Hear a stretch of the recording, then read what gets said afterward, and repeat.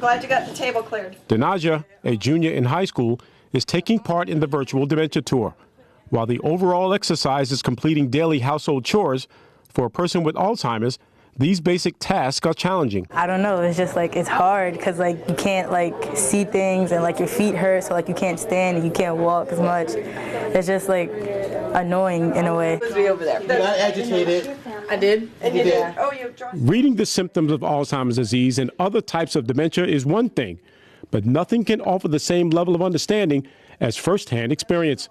That's exactly what Gordon Thomas aimed to offer his basketball all-stars at the Alzheimer's Awareness Night as part of his Basketball All-Star Classic weekend. The students were outfitted with glasses that obscured their vision, gloves that made their hands feel heavy, inserts in their feet, and staticky headphones that were specifically designed to mimic the sensory experience of a person with dementia. Your time starts now.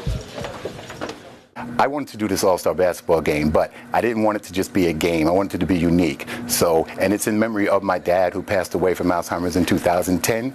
So I wanted these players to not just play in a game, but to know what they're playing for and to be educated on it. And this is a perfect way to do it.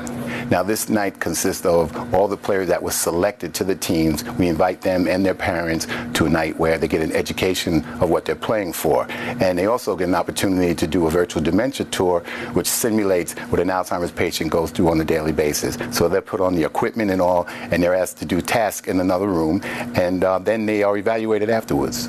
Now, where in the room are the towels? Oh, you folded the napkins for me. They're getting to know at such a young age, and the most important part of that is that they have grandparents. They're dealing with seniors on a day-to-day basis at the food store and everywhere. So this virtual tour really teaches them what it is mostly is a sensitivity training.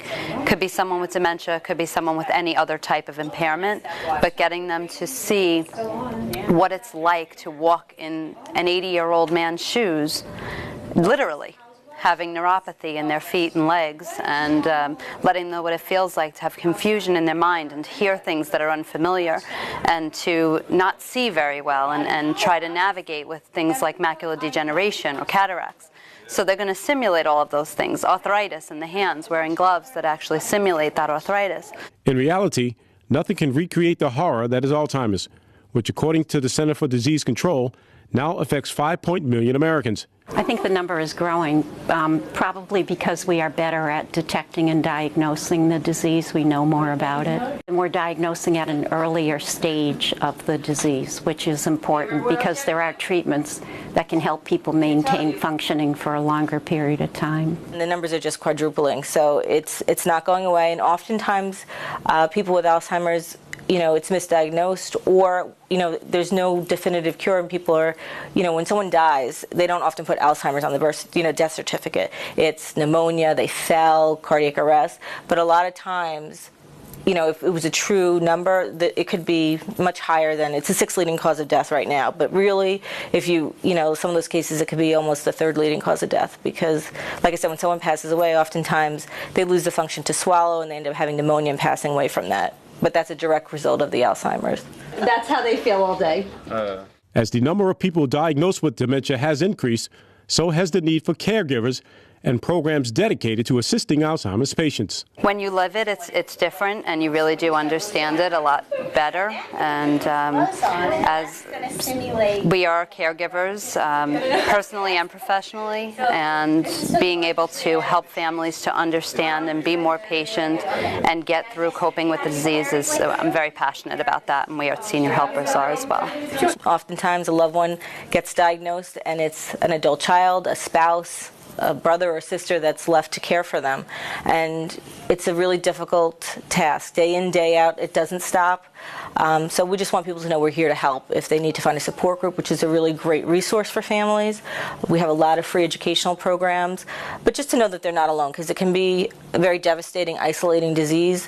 And that's kind of what we're here to do, is just to help families know they're not alone. And Thomas feels the All-Stars should be recognized for what they've learned.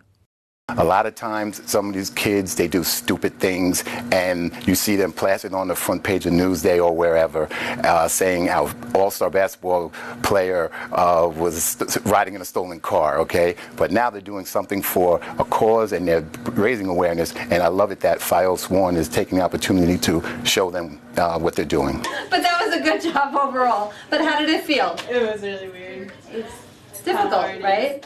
To volunteer as a caregiver or to donate to the Alzheimer's Association of America of Long Island, visit alz.org/Long Island.